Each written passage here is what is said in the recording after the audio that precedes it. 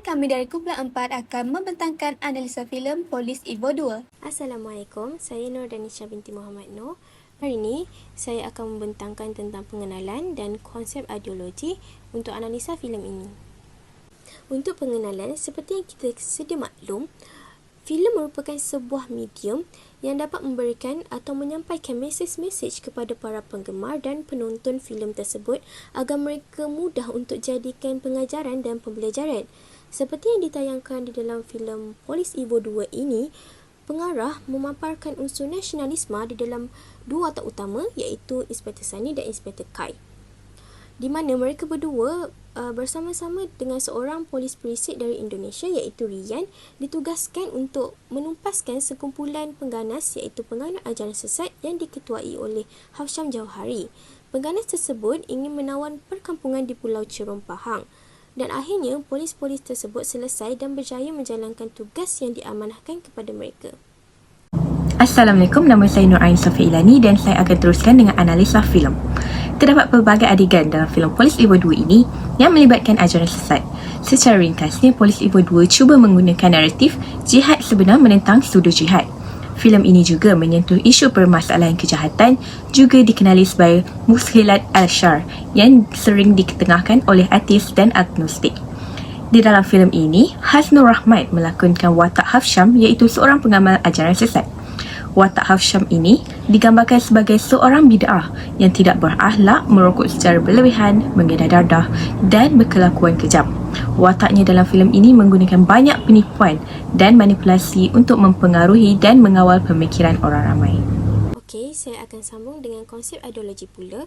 Konsep ideologi merupakan fahaman atau ajaran yang tercetus daripada pemikiran dan pemahaman masyarakat yang mana pada masa kini ideologi terhadap isu semasa semakin berleluasa dan menjadi kritikal jika masih tidak dibendung. Ideologi yang ada dalam filem ini adalah ideologi sekularisme, yang mana ideologi ini yang paling ditakuti oleh ahli-ahli agama sebab dasar sebuah sekularisme berjalan seiring dengan proses penghapusan pegangan agama dan kepercayaannya. Ini dapat menghancurkan diri seseorang dan institusi kekeluargaan. Menurut Datuk Seri Abdul Hadi Awang, ini berlaku kerana umat Islam pada masa kini terlalu mengamalkan amalan yang bebas tanpa menghiraukan dosa dan pahala.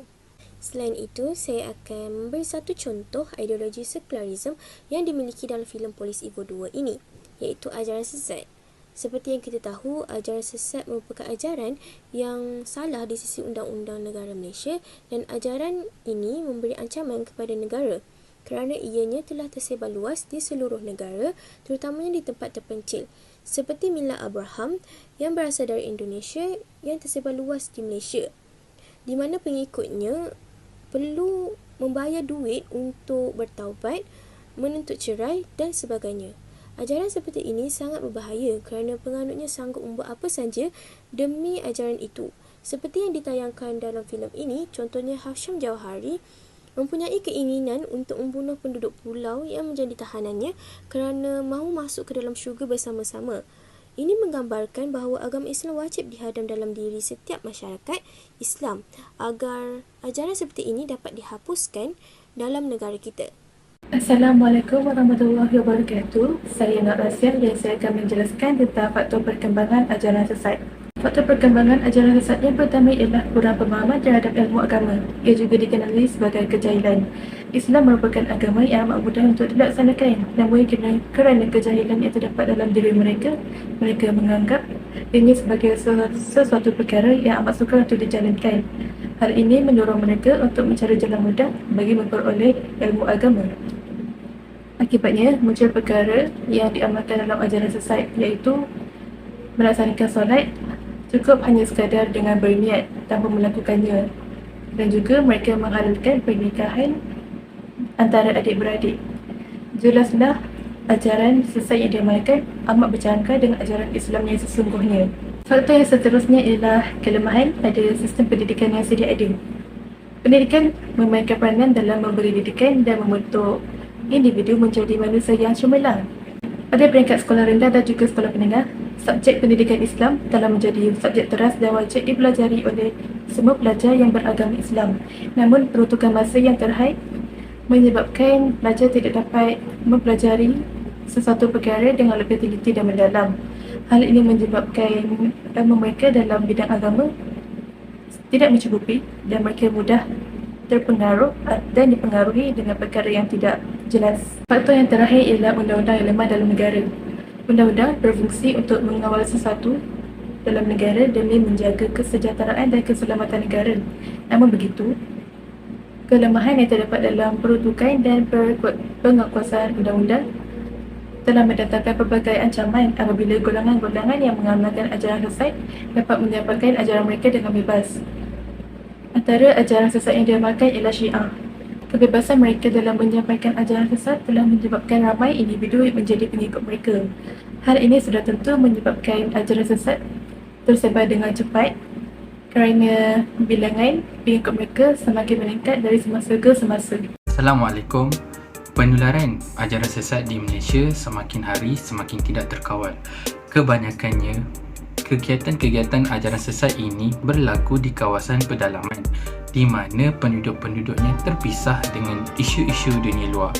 Menurut kajian daripada Nur Ayu dan Aziza, bekas Mufti Perak, Tan Sri Datuk Seri Dr. Haji Harusani bin Haji Zakaria menyatakan seramai 250,000 umat Islam telah murtad. Jadi saya, Muhammad Irfan Qayyim bin Aminullah, dan rakan saya Martina Pawang akan mengupas lebih lanjut mengenai kesan-kesan ajaran sesat terhadap Malaysia. Kesan yang pertama, mengganggu pembangunan Islam di Malaysia. Pihak berkuasa telah berusaha bersungguh-sungguh sebaik mungkin bagi membasmi ajaran sesat ini daripada terus menular di Malaysia. Sebagai bukti, menurut Sinar Harian, sebanyak 47 kes berjaya direkodkan bermula daripada Januari tahun 2020 sehingga September tahun 2021. Itu hanyalah angka yang dapat direkodkan.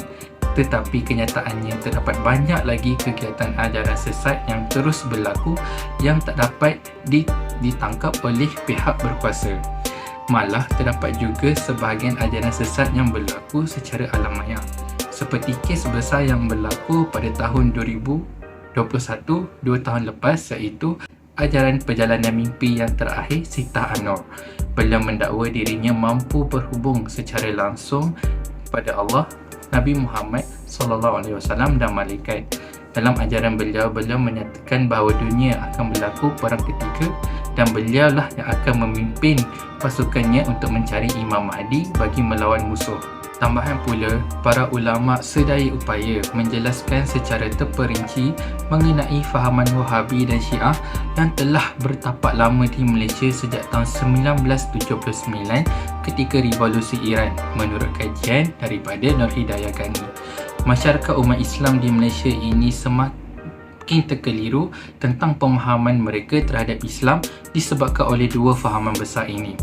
Jika difikirkan, jika kurangnya atau tiada langsung berlakunya ajaran sesat ini, para ulama dan pihak berkuasa mampu memberikan fokus mereka yang lebih terhadap pembangunan Islam di Malaysia. Dan yang kedua, ajaran sesat mampu mengancam keselamatan negara.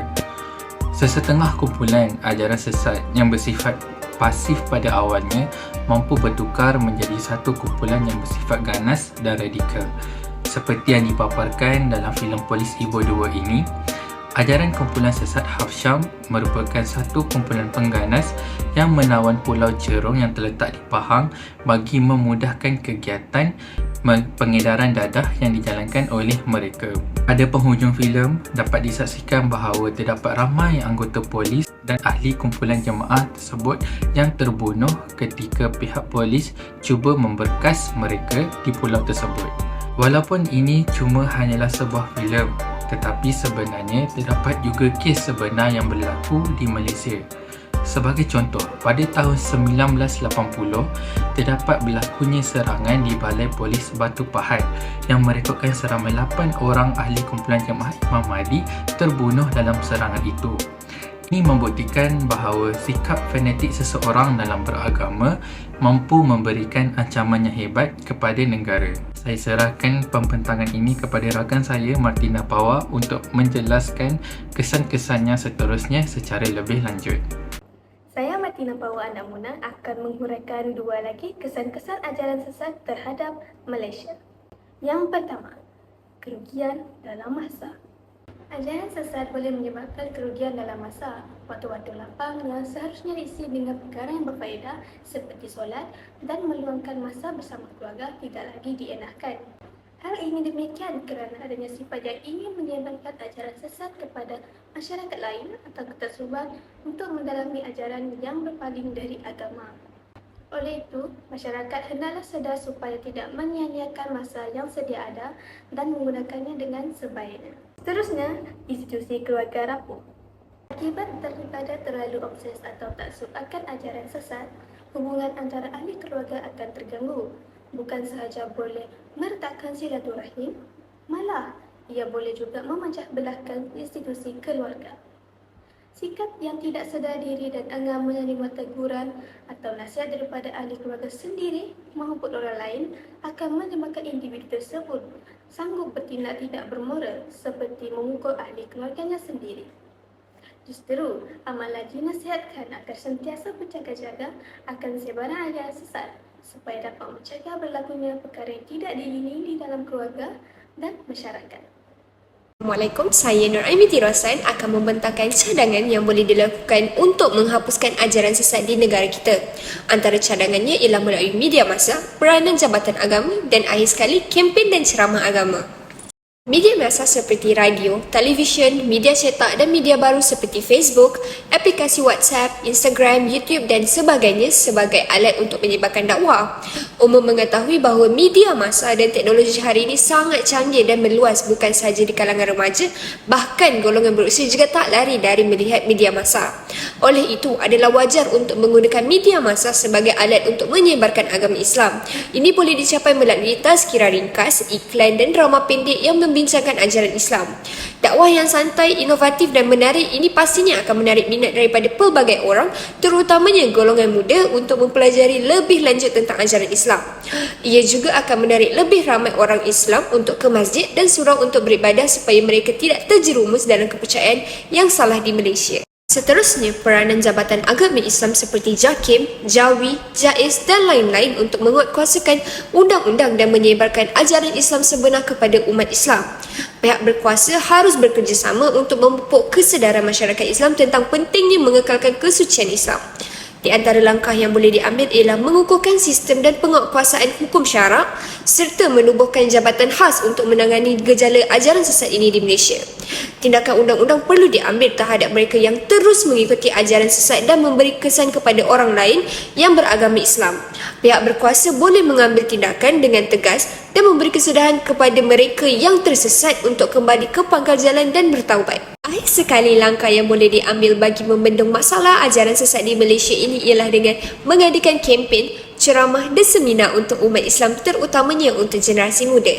Hari ini banyak kita lihat di IPTA dan IPTS mengadakan festival dan karnival hiburan yang boleh dikatakan ramai pelajar bekerja-kerja untuk sertai. Tetapi amatlah sedih apabila tiba festival-festival agama, mereka seperti diam, terkaku bisu bagai mencincang air. Jadi, sebagai langkah, institusi pendidikan perlu mendorong minat pelajar terhadap agama Islam melalui kempen, seminar atau bengkel keagamaan dan kerohanian. Ini membolehkan golongan muda mendalami dan melengkapkan kefahaman Islam mereka. Pada akhirnya, kefahaman Islam yang betul boleh menghapuskan sepenuhnya ajaran sesat serta musuh Islam yang sentiasa berusaha untuk mengelirukan orang ramai mengenai falsafah yang tidak bermoral ini. Kesimpulannya, dengan menggunakan pendekatan pengajaran Islam terhadap golongan muda ini, kita boleh mencegah penyebaran ajaran sesat yang memberi ancaman kepada negara kita sebelum ia tersebar luas sehingga munculnya pelbagai pandangan dan fahaman yang berbeza tentang agama Islam yang akhirnya menyebabkan penyebaran ajaran sesat yang meluas berlaku di Malaysia. Sekian, terima kasih. Kesimpulannya, filem Polis Evo 2 ini merupakan sebuah filem yang berjaya mengupas tentang beberapa isu semasa yang terdapat dalam kalangan masyarakat setempat. Filem ini ada memaparkan ideologi sekularisme yang boleh menghakis akidah umat Islam dan menyebabkan orang bukan Islam memandang serong terhadap perkembangan agama Islam. Fahaman sekularisme ini konsepnya memisahkan urusan dunia daripada agama. Selain itu, pengaruh ajaran sesat telah lama wujud di kalangan masyarakat Malaysia, di mana ia bukan sahaja memberi ancaman kepada diri dan keluarga, malah ia juga mampu memberi ancaman negatif kepada keharmonian negara. Oleh itu, terdapat beberapa cadangan yang diusulkan untuk mengelakkan penyebaran ajaran sesat di Malaysia ini semakin berleluasa. Pencegahan ini boleh dilakukan melalui penggunaan media massa, tindakan undang-undang oleh pihak berkuasa dan juga mengadakan kempen kesedaran. Setiap isu yang disentuh semestinya dapat memberikan pengajaran kepada penonton. Sekian itu sahaja dari kumpulan kami. Terima kasih.